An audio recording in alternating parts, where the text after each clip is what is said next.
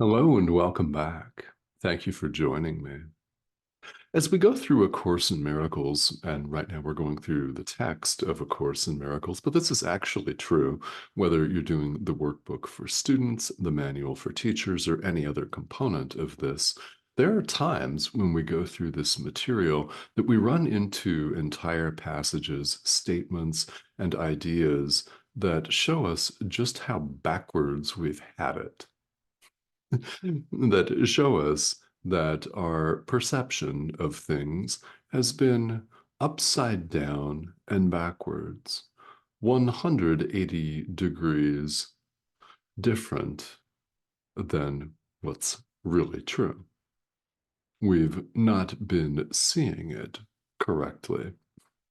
And we have this brought up to us. And sometimes, and this is a very common experience on the path, sometimes we don't like it so well. Reject. You know, this is a very common experience. It's one of those experiences that if you stick around with the study and practice of this material long enough, you're bound to have because we've all had them. This course aims to flip our perception right side up. That does mean, indeed, that it's currently upside down, and we've had it backwards, upside down, flipped around completely, and wrong. I know, the entire time. Um, that is an experience that's quite common on this path. So if you're experiencing it right now or at any point, yeah, that's quite normal. We've been conditioned to think that this spinning ball of rock is our home. We've been conditioned to think that this 80% water sack of bones and guts is us. And here we are encountering A Course in Miracles, which holds as its central teaching there is no world.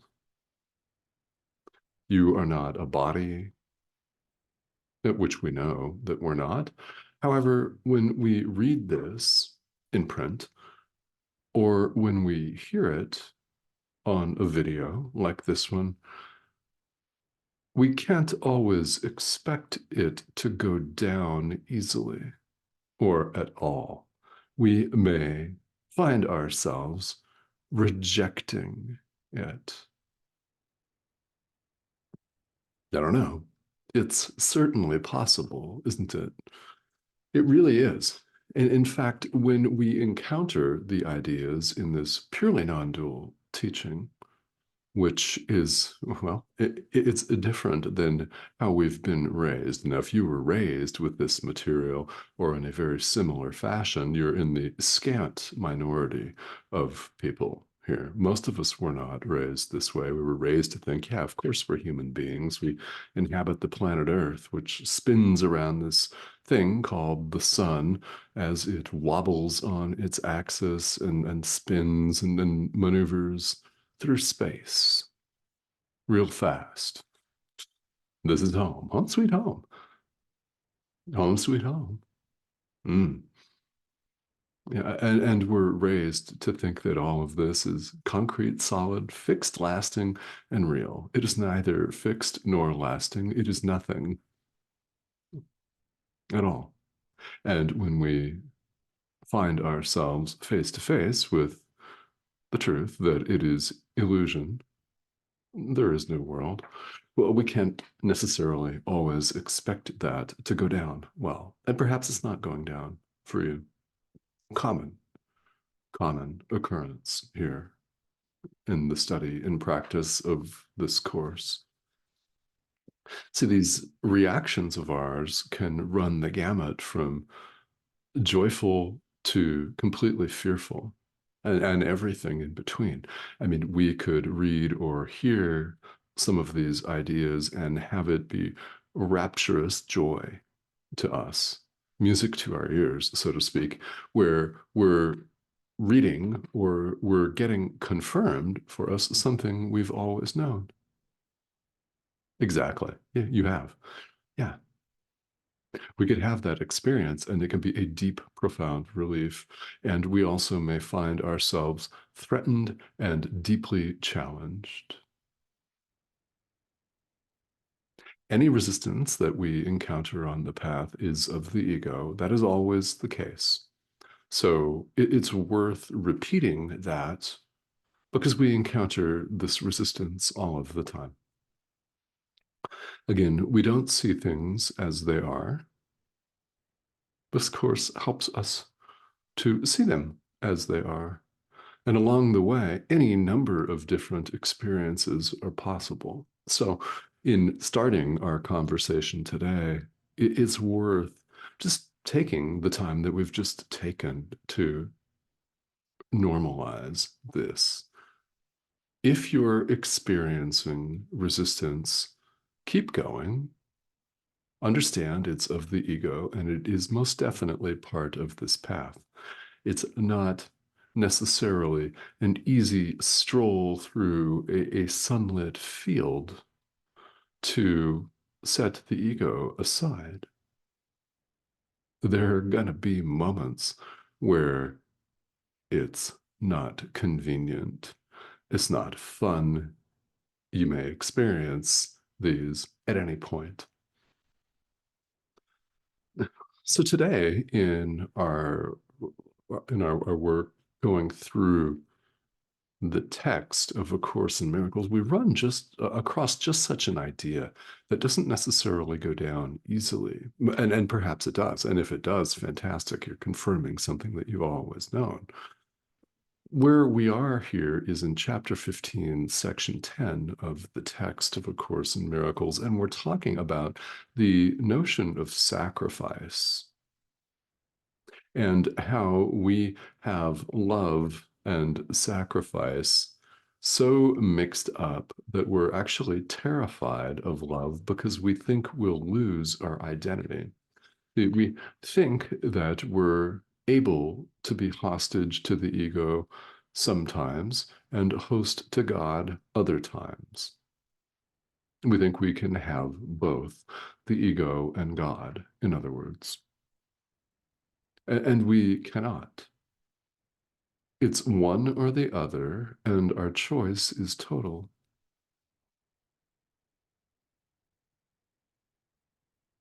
You may experience resistance to that. If you don't right now, great. You may in 15 minutes. I don't know, right? I don't know. We think that we can have it both ways.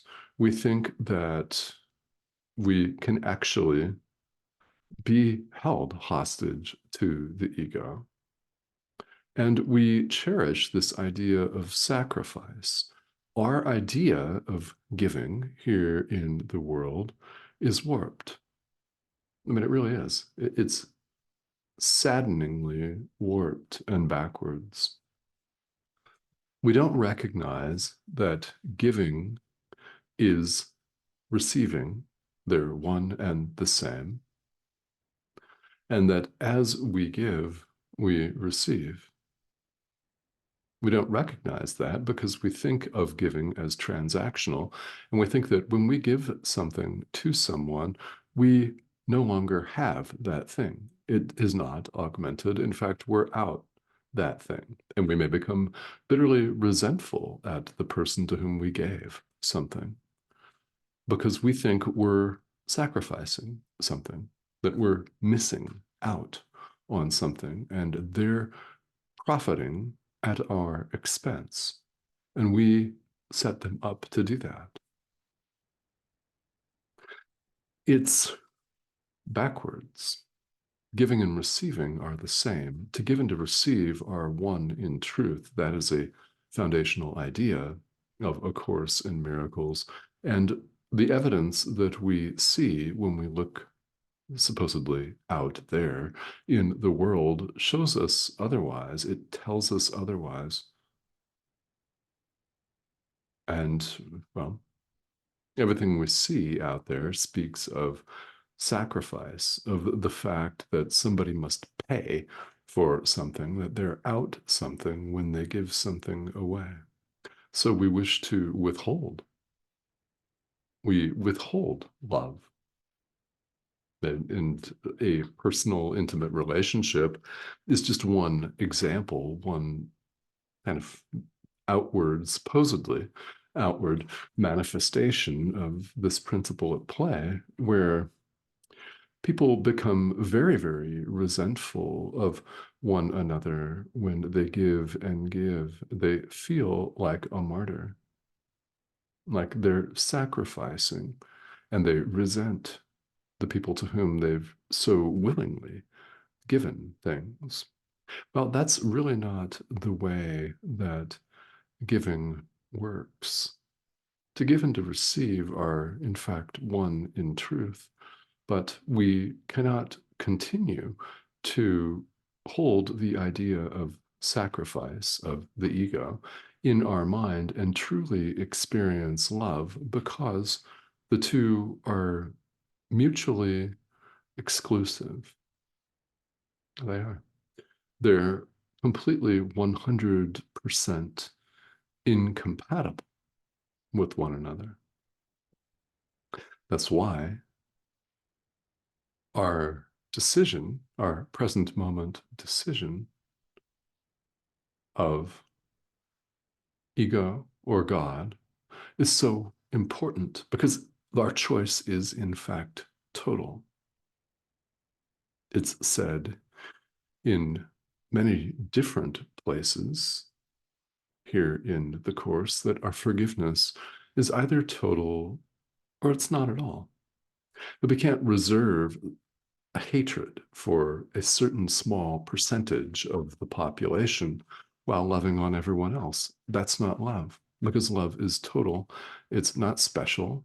It's total. It's whole, and it's all encompassing. It's not limited to certain situations between a couple of people here or a group of people here, excluding these people there. No, it's unlimited.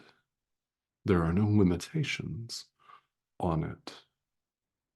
So when we think we can keep limitations, we will be afraid of love. We claim to want it above all else. Almost all of our popular music songs are about it in one way or another.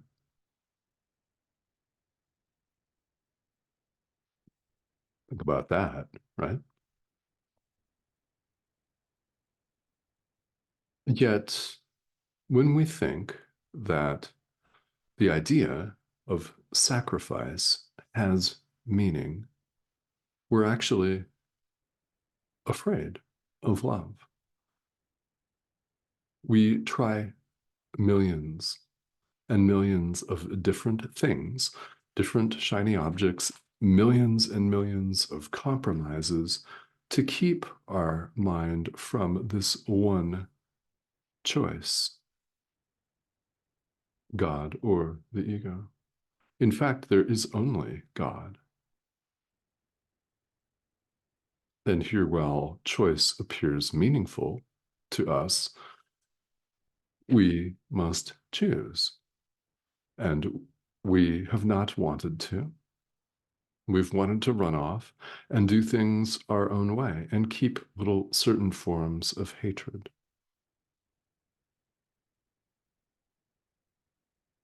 And in this state, sadly, God becomes something, someone to fear.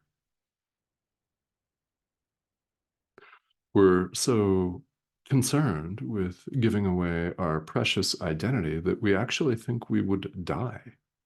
We think we'd be obliterated and wiped out for all time if we gave our precious little individual ego self away.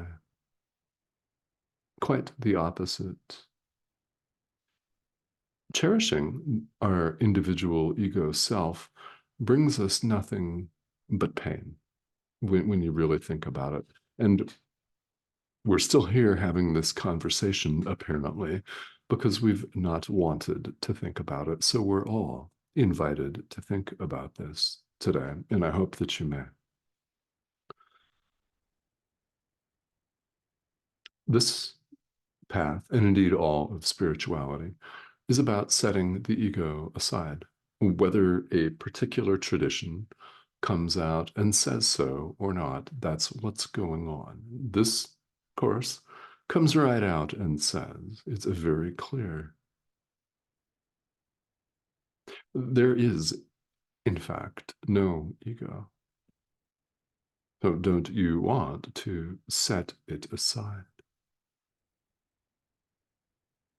Don't you want to experience the peace of God and nothing else?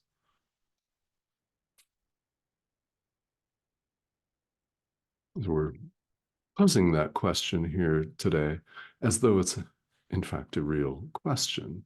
But I already know what the answer is because it's the same answer for each and every one of us. The answer is, of course, we all want the peace of God.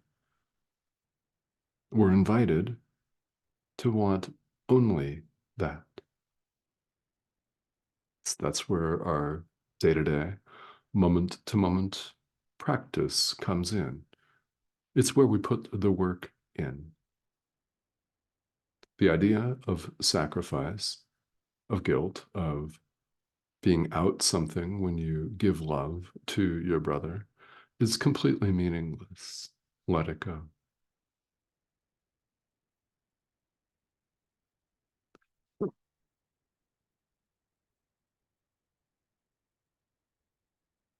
This course will, you'll find, be very direct. Let it be.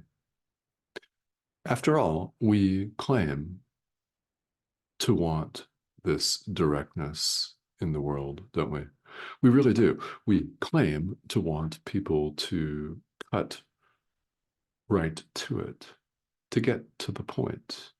What's the bottom line? Don't waste my time.